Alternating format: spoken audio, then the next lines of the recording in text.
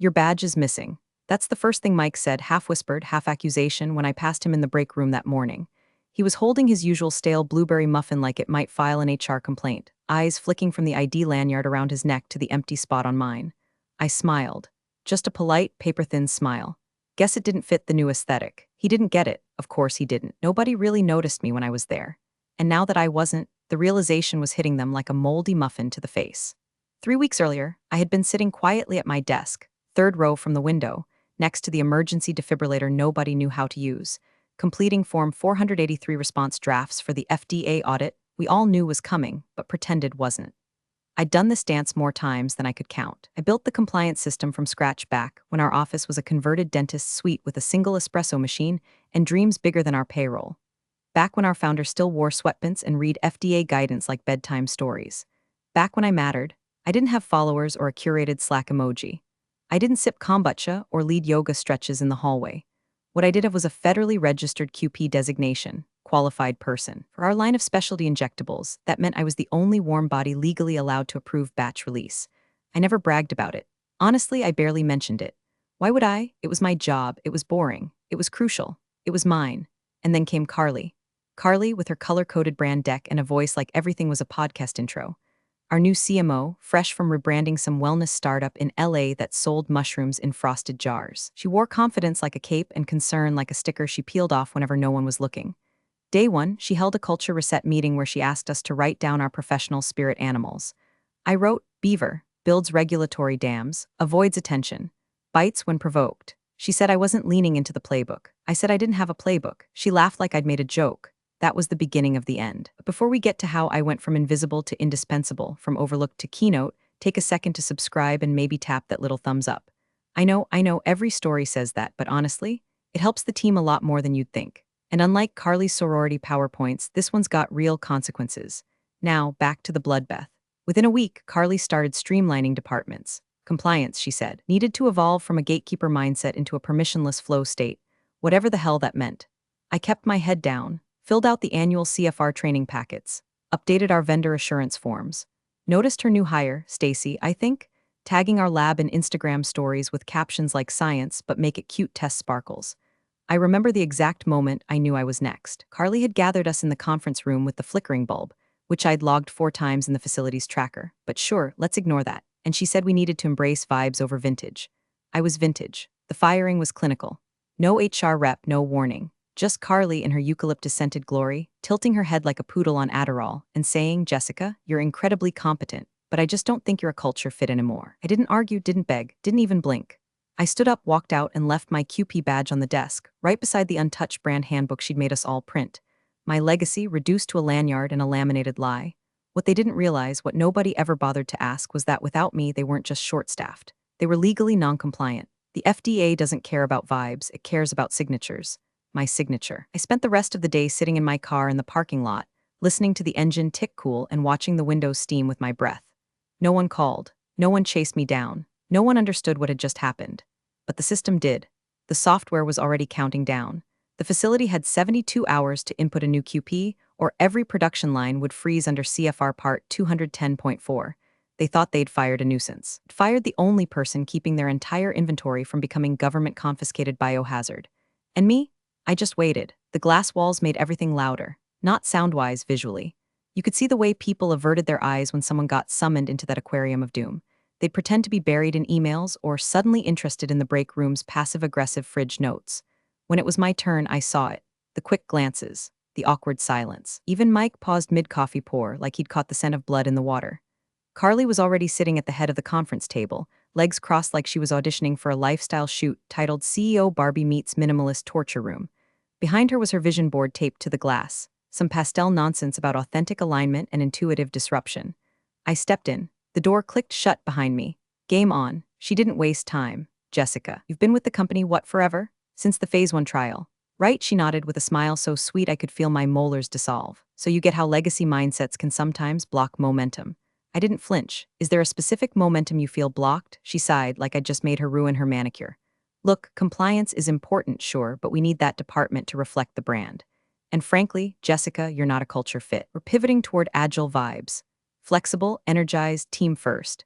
Team first, I repeated. By firing the only person who knows the CFR backend, she blinked. We've brought in someone really promising. Stacy has a community building background and helped organize a breast cancer walk back in college. She's a connector. We need that energy.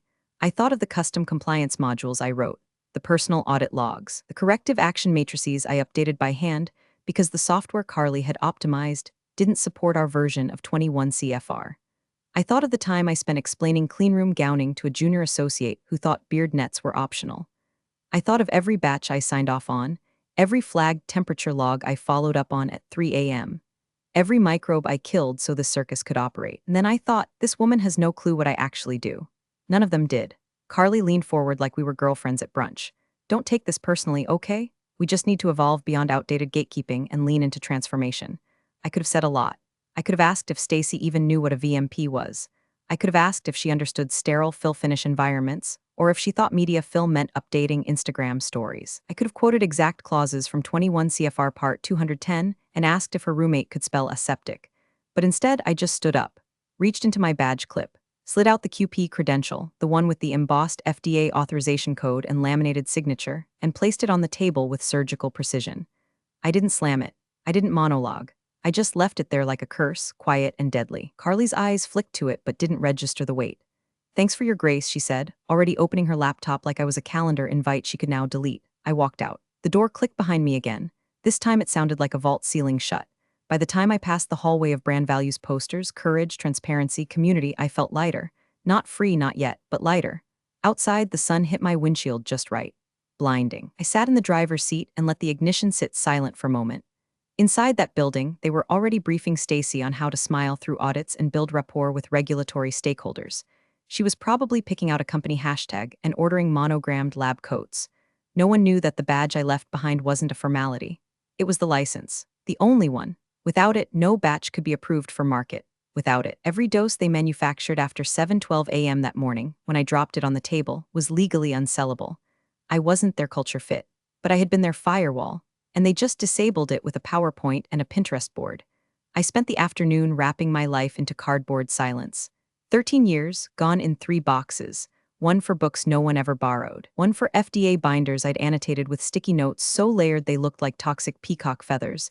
And one for everything else, the coffee mug with the faded molecular structure, the backup charger I lent out but never got back, the basil plant that somehow thrived under fluorescent light and corporate indifference. I didn't say goodbye. Not because I didn't care, but because I did, too much. I knew if I stopped to make eye contact with Mike or glance toward IT, I'd crack, and I wasn't about to give them a goodbye breakdown to pair with their brand relaunch. So I walked out like a ghost clocking its own time of death. The next morning, I logged into my old backup email out of habit. Not the work one, they'd locked that before I hit the parking lot. This one still had account resets, Slack digests, system alerts. Most of it was garbage. A few messages stood out. One was from Mike. Subject line, quick question QP permissions, sent 8:17 a.m., about an hour after I left my badge on the desk. I didn't open it, not yet. Meanwhile, I checked LinkedIn. Carly had updated her profile photo to a black and white headshot that looked like a startup founder posing with invisible product market fit. Her new headline read, Driving Growth Through Authenticity and Regulatory Synergy. Whatever the hell that meant. And there she was, Stacy, tagged in the company's page, welcoming our new director of compliance, Stacy G., who brings her incredible passion for health and people to our mission. She was smiling in a lab, mid-pose, no gloves, no goggles, hair out. Hash girl boss energy below a heart emoji, a DNA emoji, and something that looked suspiciously like a martini. My stomach turned. Not from jealousy, not even from resentment. It was dread, not for me, I was already out, but for what they'd just done to themselves. They'd handed the keys to someone who thought sterile environments were a lighting preference. And the worst part, they were proud of it. Mike's second message came through just after noon. Hey, real quick, who's our current QP on file? We're seeing something weird on the batch review portal. Can't clear yesterday's release form without. Well, I guess a login? No signature. Just that question mark at the end like he already knew the answer but didn't want to believe it. I closed the email. Didn't respond. They had access to the FDA database. They had the org chart. They had, presumably, basic literacy. Let them figure it out. That night, I cooked dinner in silence. Basil from the same little plant now sitting on my windowsill, leaves torn slow and deliberate. I sipped red wine that didn't taste like victory yet, just pause. The truth was, I didn't want revenge. I wanted dignity. I wanted someone, just one person, to say, we didn't know what we had. But they wouldn't, not now, maybe not ever. They'd chosen arrogance. They'd chosen hashtags over hazard reports. They'd chosen Stacy and her wellness podcast over the woman who once stayed up 36 hours straight to track a compromised lot through 6 states and 3 distributors. The next morning, another email. Jessica, are you available for a quick call? Mike again, that same haunted urgency between the lines. But now he copied 2 others, IT and HR. It had begun. I didn't reply, because if there's one thing compliance teaches you, it's this: silence can be louder than shouting, especially when the paperwork is airtight, especially when the badge is gone and no one knows why the system won't listen to them anymore. The first week after I left, the company carried on like nothing had happened. Orders were processed, white coats shuffled around in the clean rooms, and Carly held one of her all-hands vibe syncs where everyone was forced to write a haiku about innovation on sticky notes. I heard this secondhand, of course. Mike wasn't much of a poet, but he texted me a blurry photo of his. Gown up, gloves are torn / airlock broken. No one cares / but hey, free muffins. Production resumed. Stacy posted another selfie from the lab, this time with goggles on, though perched uselessly on her forehead like a fashion accessory. In the background, I spotted a technician holding a pipette wrong. Tiny things, unless you're trained to spot disaster in the margins. I wasn't watching obsessively. At least that's what I told myself. But I did keep tabs. I still had access to some of the supplier dashboards. They hadn't removed my user credentials yet, typical. Probably figured it wasn't worth the effort. I watched lot codes get issued. Watched shipping windows open. Watched new batch IDs appear in the system with all the quiet inevitability of an oncoming train. Then came batch #4478. That was the first hiccup. It flagged in the system just after the final microbial review. Nothing major, just a calibration discrepancy on one of the fill lines. Normally, it would be flagged, routed for verification, and passed up to the qualified person for release approval. Only this time, there was no qualified person.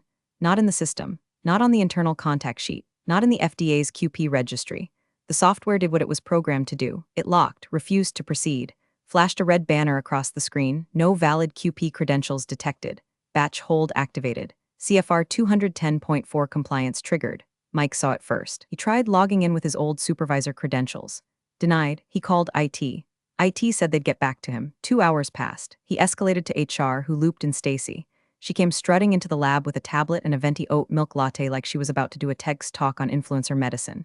Mike explained the issue, slowly, repeatedly. Her response? Oh, just override it, babe. This system's probably just stuck on like legacy permissions or something. Legacy permissions, Mike repeated, blinking. Yeah, we're in a new season now, she added, and I swear to God, she winked. We're being agile. I imagine Mike's soul left his body for a moment. Overriding the system wasn't just unethical, it was illegal. Regulatory software like that is locked for a reason. A missing QP isn't a glitch, it's a kill switch, but Stacy didn't get that. Carly didn't either.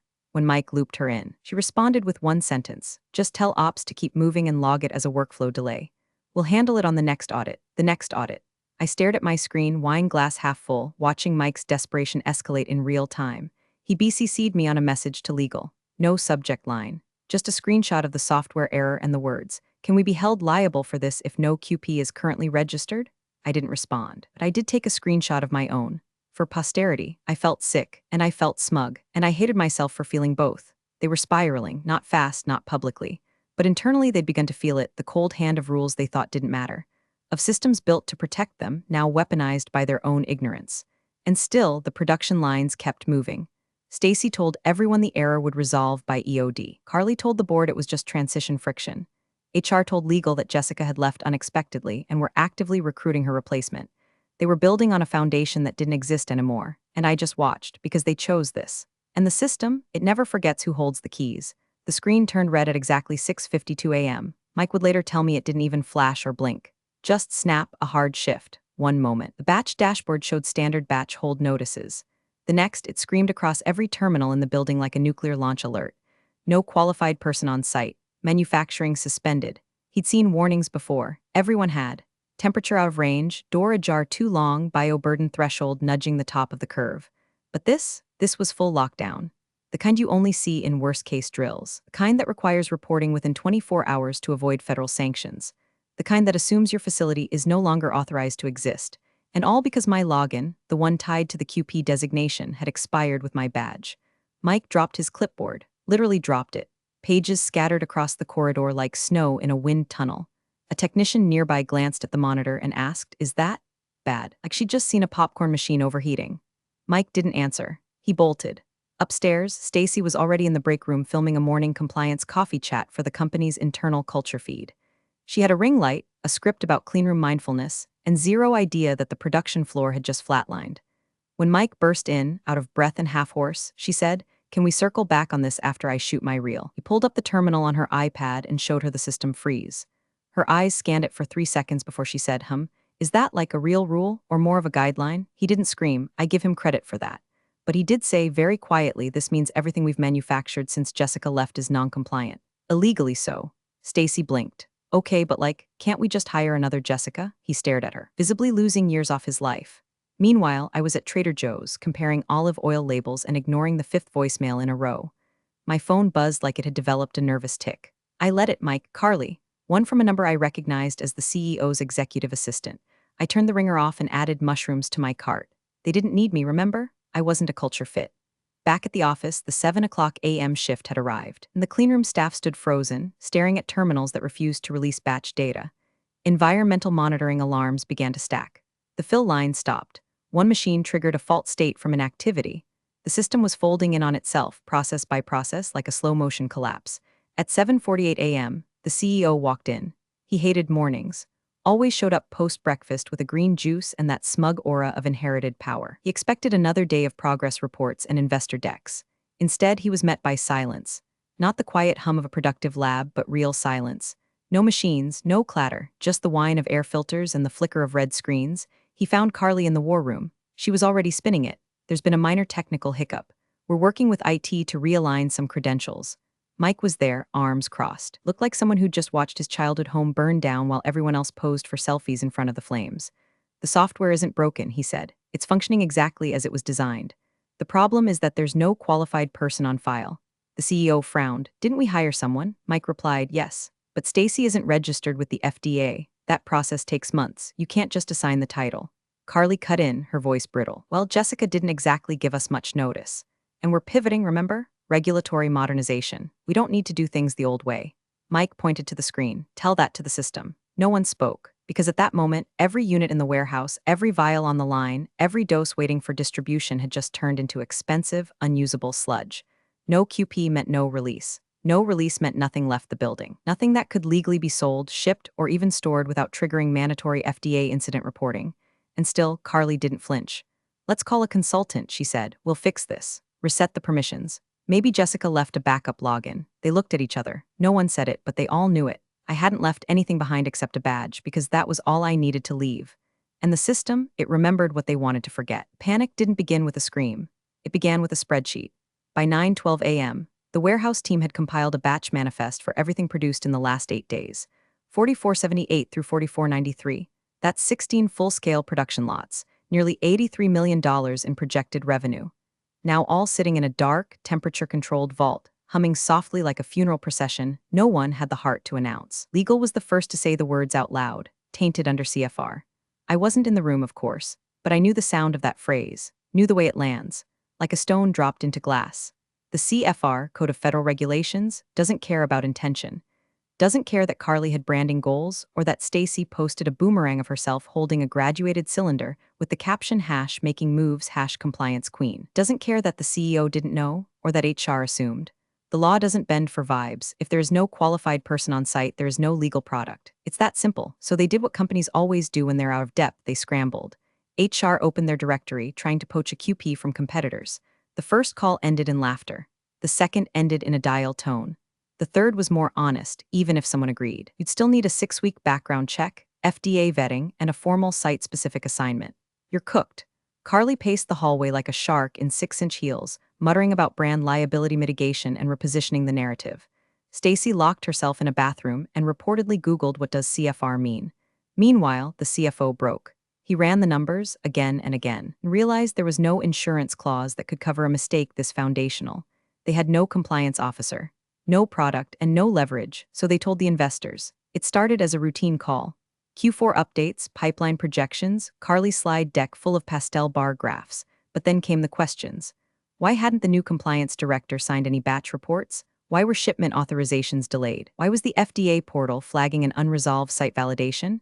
Carly smiled through it, said it was a brief technical misalignment and that new leadership often involves calibration curves. But one of the investors, an old pharmaceutical bulldog from Chicago, cut her off mid-spin. Cut the crap, Carly. "Who's your qualified person?" She froze, because that's the question you can't finesse. You either have a QP or you don't. And if you don't, you're not a pharmaceutical company. You're a building full of unsellable chemicals and legal liability. So she lied. "We're onboarding someone now, should be active within the week." The call ended awkwardly. One of the investors dropped off early. Another requested a follow-up with legal attached. At 3:26 p.m., Mike messaged me on LinkedIn.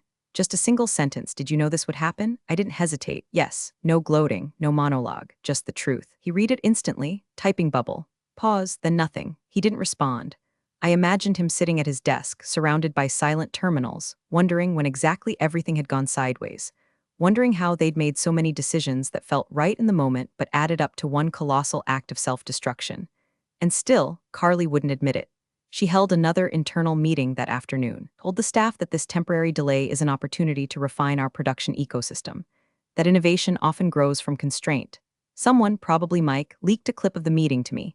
Her voice was steady, rehearsed, but her eyes looked like someone clinging to the side of a boat she didn't know was sinking. I poured myself another glass of wine, sat back, and waited. Because nothing spreads faster in this industry than failure, especially the preventable kind. And when the FDA came calling, they wouldn't ask for mission statements or mood boards. They'd ask one question: "Where's your QP?" And they'd answer it the same way they answered everything else lately: with silence. The CMO was fired on a Wednesday, not with fanfare or some big announcement, just a sudden calendar block labeled Personnel Transition Executive Session, followed by the thud of her stilettos disappearing down the hallway one last time. Word spread fast. Carly didn't even get the chance to blame someone else, which for her probably hurt more than the termination clause. They said it happened in the boardroom. Just the CEO, HR, and a printed stack of CFR violations thicker than her rebranding binder. No tears, no tantrums. Just a forced smile, a paper envelope, and the long walk out. She left behind her standing desk, her lavender diffuser, and that idiotic poster she'd taped to the wall. Rules are just the start of the conversation. Apparently not. I found out the same way the rest of the company did. A mass email with vague language and wishing her the best in her future endeavors, which, in corporate terms, translates roughly to "we now pretend this person never existed." Her replacement was less dramatic. Vanessa. That name made me laugh. Vanessa had been one of Carly's earliest supporters. Back when I was still buried in compliance documentation and too tired to smile during her team gratitude circles, Vanessa once told me, if you smiled more and stopped talking about sterility protocols, people might actually like working with you. This week, Vanessa sent me 3 messages, 2 emails, 1 voicemail, all polite, all increasingly desperate. "Jessica, would you be open to a short consulting call? We'd be happy to discuss compensation for even a brief review of our updated QP procedures. We know how much you contributed to building our compliance framework. We'd be grateful for any insight." I didn't answer, not out of pettiness, not really, but because I remembered all of it. The smirks when I corrected meeting slides, the eye rolls when I flagged deviations, the way they'd glaze over whenever I tried to explain what CFR actually required of them. To them, I was background noise. Wallpaper with a pulse, until the wallpaper left, until the walls cracked, until the ceiling came down. That afternoon, I got a letter from the FDA regional office. A formal notice, not directed to me but CC'd. The company had been flagged for procedural review under Title 21, Part 210.4D. It was what I'd known would happen if they failed to replace me properly. A full audit into QP negligence. The letter was clinical, precise. It outlined everything from the missing credentials to the illegal batches to the falsified override attempts logged in the system. There would be fines, possibly product recalls, maybe even a public letter of reprimand, which in the pharma world is as good as a public execution. I poured myself a glass of wine, something French. I didn't even look at the label. My laptop pinged. "Vanessa again. Even 10 minutes of your time could help us stabilize the site. Delete." Then another message from a junior ops guy who used to snicker when I'd remind people to regown after breaks.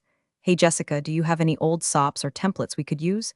Just until things calm down." Delete. Then I opened my contacts list. Years of names, people I'd trained, people I'd protected, people who'd sat silently while Carly dismantled everything we'd built. One by one, I deleted them all. Click, click, click. It felt less like cutting ties and more like pulling splinters from a healed wound. The thing about being invisible is that people only notice when you're gone. But by then, they don't remember what you looked like, only the hole you left behind. For 13 years, I was the firewall. Now I was free. No badge, no inbox. No more carrying people who thought regulations were suggestions and compliance was someone else's job. They could rebuild the system if they wanted, but they'd have to do it without me. And for once, that wasn't my problem. The first offer came from a competitor I'd tangled with 5 years ago over a disputed API shipment. Back then, they treated me like an annoying roadblock, an overzealous compliance officer obsessed with paperwork and temperature logs. now. Their email subject line read, "Let's talk leadership opportunities." Funny how the tone changes when your name starts making the rounds, not in marketing decks, but in regulatory briefings and industry whispers. Within a week, I had 5 offers. Not interviews, offers, director-level roles, full authority over compliance chains. 2 of them came with equity, 1 with relocation. All of them used the same phrase somewhere in the body. "We've been following the situation at your former company with great interest." One of the recruiters actually said, "The way you let them walk off a cliff without saying a word? Legendary." I didn't correct him. Not because he was right, but because I was tired of explaining how silence isn't strategy. It's survival. The company, meanwhile, was unraveling in slow motion. Their website changed overnight. All traces of Stacy's compliance blog disappeared. Carly's profile vanished. Our values page now featured a long-winded statement about organizational recalibration in response to evolving regulatory landscapes. I read the whole thing twice and still couldn't tell if they were apologizing or auditioning for a text talk titled, "We fired our brains but kept our vision board." But the industry noticed. And so did investors. One of them, mutual contact from my GMP training days, sent me a grainy phone photo from a biotech investor dinner in New York. It showed the CEO hunched over a linen-covered table, face pale, hair suddenly grayer than I remembered. The caption read, "Trying to explain your sudden regulatory issue to a room full of people with Harvard MBAs and Bloomberg alerts? Not going well." I stared at that photo for a long time. I wasn't gloating. Not exactly. But I'd be lying if I said it didn't settle something inside me. A cold equilibrium. They hadn't just fired me, they erased me. They didn't write a farewell email, didn't issue an announcement. They stripped me out of the org chart like a defective part and handed my job to someone who once posted a TikTok about how she didn't believe in germs because positive thinking boosts cell health. They treated me like wallpaper. Then panicked when the walls fell down. Now their pipeline was frozen. Their partnerships were stalling. The FDA had requested additional documentation for everything produced during the non-compliant window, which was bureaucratic language for burn it all and start over. Distributors were asking questions. Hospitals were quietly pausing orders. The same CEO who once told me I was great at the boring stuff now had to personally field inquiries from regulators, shareholders, and one very pissed-off pharmaceutical conglomerate that had bet on their next batch of oncology trial drugs. And me? I was sitting on my balcony with a new laptop and a short list of companies ready to treat compliance like more than a checkbox, ready to build it into the DNA of their operation, ready to listen. Still, I couldn't shake the anger, not the loud kind. The kind that sits behind your ribs like a locked drawer. The kind that whispers. They didn't just underestimate you, they unmade you. And yet here I was, offers on the table, my phone buzzing again. My name passed around not in whispers of annoyance but in recognition. Because when the smoke clears in this industry, people don't ask who had the best branding. They ask who kept the product legal, who knew what the hell they were doing, and the answer now came in one word: Jessica. The ballroom smelled like fresh carpet and stale ambition. It was the final session of the conference, the one with the late afternoon slot right before the cocktail hour, where most speakers dreaded going last, afraid of talking to a half-empty room of people mentally halfway through their martinis. But this time the room was full. Standing room only. The conference program listed my talk under a modest title, Invisible Roles, Irreplaceable Impact, the danger of ignoring qualified professionals. But the attendees, they knew the real draw. Word had spread, not just about the audit, not just about the recalls, but about how it had happened, quietly, cleanly. No whistleblowing, no lawsuits, just one woman walking out with her badge and taking their entire pipeline's legal status with her. I adjusted the mic, looked out at a sea of executives, compliance officers, and legal teams, most of them nodding before I even said a word. I didn't open with a joke. I didn't smile much either. I started with a fact. Out of 314 FDA-registered facilities in the last fiscal year, 78 reported delays due to personnel attrition. Of those, 11 halted production entirely. In every case, the missing designation was the same, qualified person. You'd be surprised how many companies confuse easy to replace with easy to ignore. Murmurs. A few guilty chuckles. I kept going. Case studies, graphs, bullet point list of what happens when you build entire systems around one person, and then pretend they were just a warm body in a chair. I was 15 minutes in when I saw him. The CEO. Alone. He slipped in through the side aisle, hair thinner, shoulders more concave than I remembered. No name badge, no entourage, just him. He didn't sit near the front. He took a seat in the very back row, half shrouded in shadow, like the guilt itself had followed him into the hotel. I didn't flinch, didn't call him out, didn't skip a beat, because this moment, this wasn't his, it was mine. I kept speaking. Laid out the sequence, how regulatory systems are built to fail safely, how redundancies are often destroyed by ego. I didn't name the company, didn't need to. Everyone in that room already knew. The headlines had done the talking. During Q&A, a woman in a sharp blazer stood up. Can you quantify the impact, I mean? What's the cost of firing your only FDA-registered QP? I paused, let the silence stretch. Then I smiled. Faint, cool, controlled for some companies. About $83 million in product recalls, I said, and counting. A few gasps, one laugh, dry and sharp. I didn't look at the back row. Didn't need to. The applause came slow at first, then built, not thunderous, but respectful. The kind of applause you give to someone who didn't just survive a fire. It mapped the escape route while everyone else was admiring the curtains. Afterward, a line formed near the stage. People handing me cards, asking about consulting, invitations to speak at their companies. I nodded, accepted some, pocketed others. I had choices now. I glanced toward the back just once. He was gone, no apology, no confrontation, just gone, and honestly that was enough because I didn't need revenge. I didn't need drama. I didn't need to scream, sue, or sabotage. The system had done exactly what it was supposed to do. It recognized that I was gone, and it shut them down. All I had to do was leave my badge on the desk. You're the real MVPs of the office jungle. Thanks for watching. Smash that subscribe button, or the coffee pot might just forget your next brew.